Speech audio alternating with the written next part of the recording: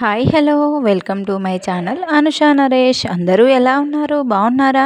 Today special వచ్చేసి తలకాయ కూర, రాగి సంకటి. రాగి సంకటిని వీక్లీ 2 or 3 టైమ్స్ అయినా తీసేసుకోండి. హెల్త్కు చాలా మంచిది. చిన్నపిల్లలకైతే బోన్ వెయిట్కి చాలా యూజ్ అవుతుంది ఈ రాగి సంకటి అనేది. ముందుగా తలకాయ కూరనైతే నీట్గా క్లీన్ చేసుకొని ఒక జల్లి గిన్నెలోకి అయితే వేసేసి పెట్టుకుందాం. ఆ తర్వాత 2 ఆనియన్స్ని తీసుకొని క్లీన్ చేసుకున్న తర్వాత చిన్న చిన్న ముక్కలుగా కట్ చేసుకోవాలి. అలాగే అల్లము వెల్లిపాయలను కూడా క్లీన్ చేసుకొని ఒక మిక్సీ జార్ తీసుకొని దాంట్లో వేసేసుకుందాం. వీటన్నిటిని ఒకసారి గ్రైండ్ చేసుకొని పక్కకు పెట్టేసుకుందాం. ఆ తర్వాత స్టవ్ ఆన్ చేసి కుక్కర్ని అయితే పెట్టేసుకుందాం. కుక్కర్ హీట్ అయిన తర్వాత తలకాయ కూరకు సరిపడా ఆయిల్ని అయితే వేసేసుకుందాం. ఆయిల్ అనేది హీట్ అయిన తర్వాత లవంగ, చెక్క, అలాగే మిరియాలను కూడా యాడ్ చేసుకున్నాం. అన్నిటిని కూడా తక్కువ క్వాంటిటీలో అయితే వేసేసుకుందాం. ఇక్కడ నేనైతే 1/2 kgకి ఎక్కువ మటన్ అయితే తీసుకున్నాను.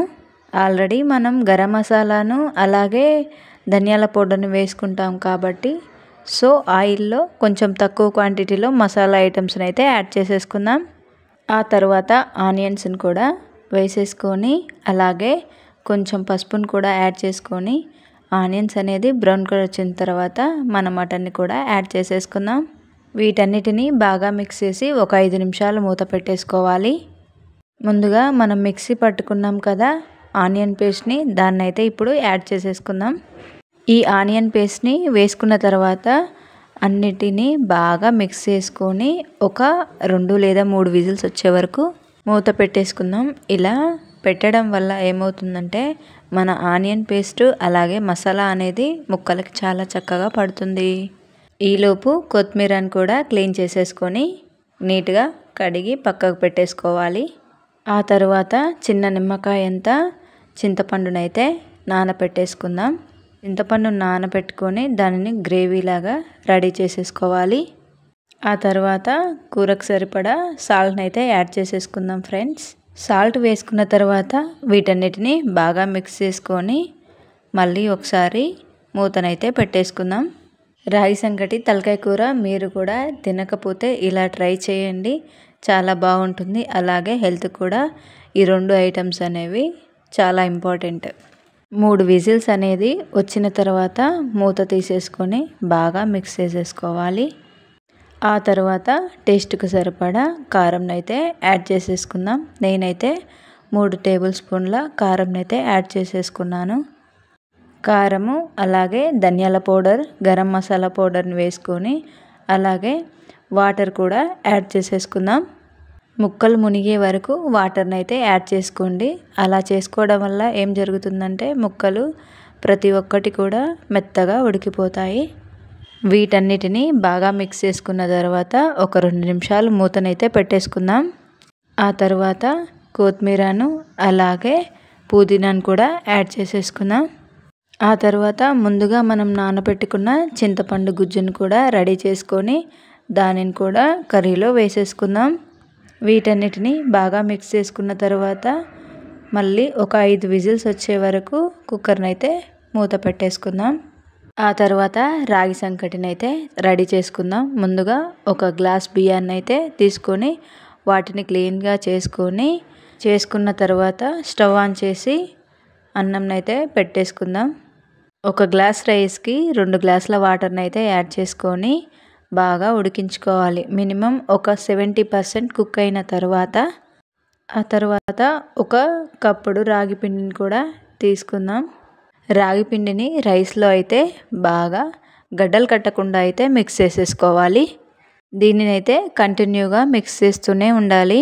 గరిటెకైతే కలవడం లేదు కాబట్టి ఇప్పుడైతే పప్పు గుత్తిని తీసుకొని మొత్తం మిక్స్ చేసేసుకోవాలి ఫ్రెండ్స్.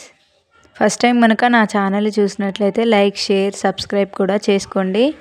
నా ఫుడ్ వీడియోస్ కనుక మీకు నచ్చినట్లయితే సపోర్ట్ చేయండి. అలాగే రాగి సంకటి అలాగే తలకాయ కూర ఇలా తినడం మీకు ఇష్టమా లేదా కూడా కామెంట్ చేయండి ఫ్రెండ్స్. బాగా మిక్స్ చేసుకున్న తర్వాత రాగి సంకటిలో కొంచెం నెయ్యినైతే యాడ్ చేసుకుందాం.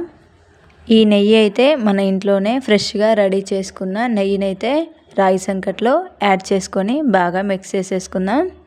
అలాగే ఒక వెడల్పాటి గిన్నెను తీసుకొని దానికి కూడా కొంచెం ఆయిల్ని అయితే అప్లై చేసేసుకుందాం. ఆ తర్వాత ఒక్కొక్క స్పూన్గా ఆ గిన్నెలో వేసుకొని రౌండ్గా ఇలా తిప్పేయడమే. ఆ తర్వాత ఇలా నార్మల్గా ఒత్తేసుకుంటే మనకు రాగి ముద్దలు అనేవి రెడీ అయిపోతాయి. అలాగే ఎంతో రుచికరమైన మన మటన్ కూర కూడా ఒక సైడ్ అనేది రెడీ అయిపోతుంది. అలాగే రాగి సంకటి కూడా పెట్టుకొని తింటే అసలు మామూలుగా ఉండదు. షుగర్ బీపీ ఉన్న వాళ్ళకైతే ఈ ఫుడ్ తినడం వల్ల షుగర్ బీపీ అనేది చాలా కంట్రోల్లో ఉంటుంది. ఇలా కొంచెం కొంచెం తీసుకొని రౌండ్గా తిప్పేసుకొని ముద్దలు చేసుకొని పక్కకు పెట్టేసుకోవడమే. మేమైతే ముగ్గురం ఉన్నాం కాబట్టి 3 రాగి ముద్దలను అయితే రెడీ చేసేసుకున్నాం. మన కర్రీకి అయితే దగ్గర 7 లేదా 8 విజిల్స్ వచ్చే వరకు అయితే నేను ఉంచుకున్నాను. అలా ఉంచడం వల్ల కర్రీ అనేది చాలా మెత్తగా ఉడికిపోయింది. ఒక రాగి ముద్దని ప్లేట్లో తీసుకొని ఆ తర్వాత దానిని ఒక గుండ్రంగా లొంటలాగా చేసిన తర్వాత దాంట్లో మన తలకాయ కూరని అలాగే సూపును కూడా యాడ్ చేసేసుకుంటే అసలు మామూలుగా ఉండదు. మీరు కూడా ఒకసారి ట్రై చేయండి. ట్రై చేస్తేనే ఆ టేస్ట్ ఎలా ఉంటుందని మీకు కూడా అర్థమవుతుంది. ఓకే, బాయ్ మరి. Thank you so much friends. Do like, share, subscribe Anusha Naresh YouTube channel.